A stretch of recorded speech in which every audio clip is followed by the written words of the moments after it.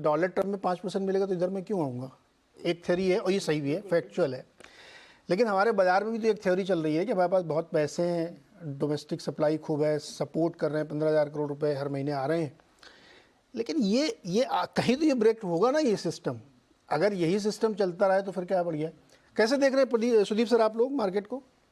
नीरज जी देखिए, मैं प्रकाश जी से सहमत हूं कुछ हद तक, पर उसमें मैं और एक छोटा टिप्पणी करना चाहूंगा कि जो लूज मनी पॉलिसी ये कोविड के टाइम से नहीं, ये 2008 से चल रहा है।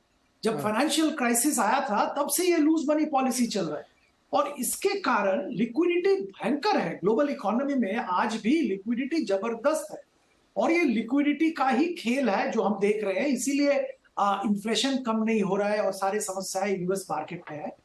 अब रही बात इंडिया की, इंडिया में एक बहुत अच्छा डेवलपमेंट हुआ। मैं 2005 से लेके 2010, 12, 14 तक बात करूंगा। देखिए तब जब एफआईआईज बेचते थे हमारा मार्केट गिर जाता था और वहां पे कोई सपोर्ट नहीं होता था। पर आज एक तगड़ा सपोर्ट है डोमेस्टिक इन्वेस्टर्स का, वो म्यूचुअल फंड के जरिए हो या इंश्योरेंस के जरिए हो या और किसी पेंशन फंड के जरिए हो, एक अच्छा सपोर्ट आ रहा है। इसका कारण यह है कि हमारे यहाँ जबरदस्त फाइनेंशियलाइजेशन ऑफ सेविंग्स हो रहा है। पहले क्या था कि पैसा बैंक में रहता था, वो तकिए के नीचे रहता था, ऐसा एक स्थिति था।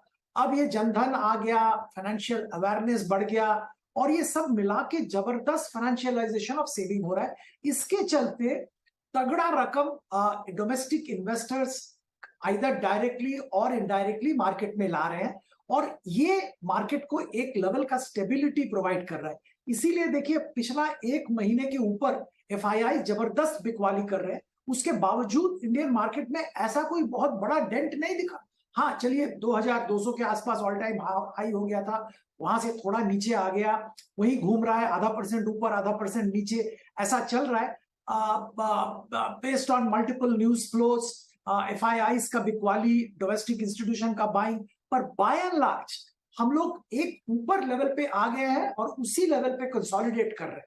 तो पहली बात तो ये है कि मैं इसको ऐसा बुरा कुछ नहीं मानूंगा, क्योंकि एक लेवल ऊपर आने के बाद कंसोलिडेशन मार्केट के हेल्थ के लिए सही होता है कि अगला ट्रिगर जब आए तो बेस सॉलिड रहे।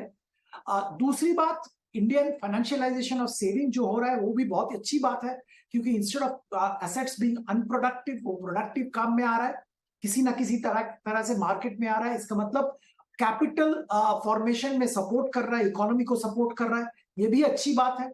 और फाइनली एक बात ये है कि पहले क्या होता था कि इंडियन मार्केट का ऊपर जब जाता था तो सारा फायदा, जो हम कहते हैं लूजली कहते हैं, बहुत लूजली बात है पर एक तरह से सही भी है, कि विदेशी निवेशक को फायदा मिलता था, हमारे डोमेस्टिक इन्वेस्टर्स मार्केट में रहते ही नहीं थे ज्यादातर। आज वो नहीं हो रहा है, डोमेस्टिक इन्वेस्टर को भी पैसा बन रहा है और ये कोविड के टाइम से आज तक अगर देखेंगे ज्यादातर इन्वेस्टर ने पैसा बनाया है। तो ओवरऑल मैं इतना मतलब नेगेटिव या इतना मतलब अनफेयर तरीके से मैं इसको नहीं देखूंगा। मैं तो ये कहूंगा कि जो भी डेवलपमेंट मार्केट में हुआ है इंडियन मार्केट में, वो एक अच्छा डेवलपमेंट है इंडियन कैपिटल मार्केट्स के लिए। और आने वाले दिनों में ऑफ कोर्स डिपेंड करेगा ऑयल प्राइसेस कहाँ रहता है, क्योंकि वो एक चीज ऐसा है जो कि हमारे कंट्री में किसी के कंट्रोल में नहीं है। ऑयल प्राइस अगर ऊपर चला गया वापस तो इंडियन इकोनॉमी में दबाव आएगा, पर ऑयल प्राइस जो लग रहा है अभी शायद इसी रेंज में रहेगा, 75 से 85 तक जो एस्टिमेट्स आ रहे हैं। अगर इसी रेंज में रहता है तो इंडियन इकोनॉमी, इंडियन मार्केट चलता रहेगा।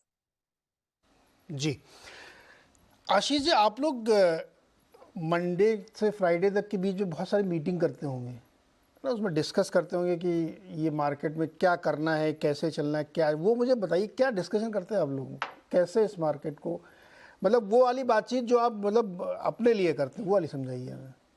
बिल्कुल बिल्कुल। तो नीरज जी देखिए, बिल्कुल आपने सही कहा कि कहीं ना कहीं थोड़ा कंसर्न मार्केट में डेवलप होना शुरू हुए। जैसे थोड़े दिन पहले बात शुरू हुई कि स्मॉल एंड मिड कैप में काफी फ्रेंजी बन चुकी है, वैल्यूएशन का डिस्कम्फर्ट है, और जिसके चलते एक कहीं ना कहीं बाजार में एक बात शुरू हो गई थी कि लार्ज कैप अब काफी अच्छा करेंगे।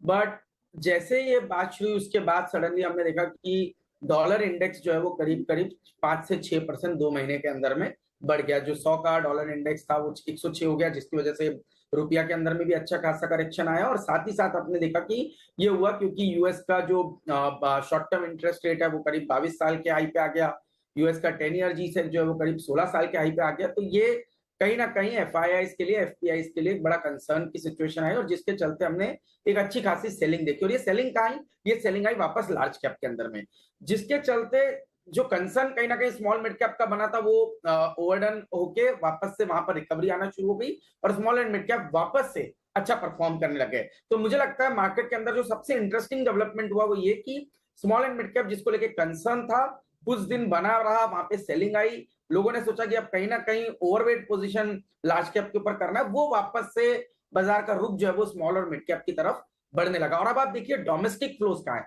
तो डोमेस्टिक फ्लोज में अगर आप म्यूचुअल फंड का पैसा देखिए या पार्टिसिपेशन देखिए तो ज्यादातर जो फ्लो है वो आ रहा है स्मॉल और मिड कैप स्पेस के अंदर में, और वहां पर पे भी मेरे को लगता है नीरज जी बहुत सेलेक्टिव होने की जरूरत है। आप सेक्टर रोटेशन बहुत जबरदस्त होगा, क्योंकि अभी तक ब्रॉड बेस रैली थी और अब कहीं ना कहीं मुझे लगता है बहुत ही स्टॉक स्पेसिफिक रैली देखने को मिलेगी। एक छोटा सा एग्जांपल मैं लूं कि आज अब कैपिटल गुड्स की हम बात करते हैं, हम काफी पॉजिटिव रहे इस पूरी थीम के अंदर में। प्राइवेट केपेक्स, गवर्नमेंट केपेक्स दोनों ही यहाँ पर एक रिकवरी फेज में आना शुरू हुए। तो आप उसमें देखिए एलएनटी का परफॉर्मेंस क्या रहा, और उसी समय पे लास्ट अगर से 1 से 1.5 महीने की बात करें तो उस समय पे जो उसके पीयर्स था उनका परफॉर्मेंस में बहुत बड़ा एक गैप आना शुरू हो गया। तो ये मुझे लगता है कि कहीं ना कहीं अब एक सेक्टर के अंदर में भी मार्केट अलग अलग लीडर्स को ढूंढने की कोशिश कर रहा है। हर सेक्टर के अंदर में उस तरह की ब्रॉड बेस तेजी नहीं है।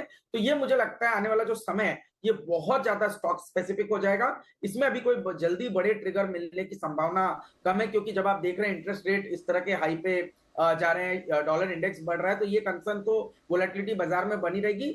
अच्छी बात है कि डोमेस्टिक फ्लोज बाजार को डाउनसाइड प्रोटेक्शन करके देंगे, but at the same time कोई सिग्निफिकेंट रैली भी बाजार में आ जाए ऐसी सिचुएशन में उसकी संभावना कम है, और जो यही बताती है कि सेक्टर और स्टॉक्स पे बहुत ज्यादा ध्यान देने की अब जरूरत बनती है नजर आई। आशीष भाई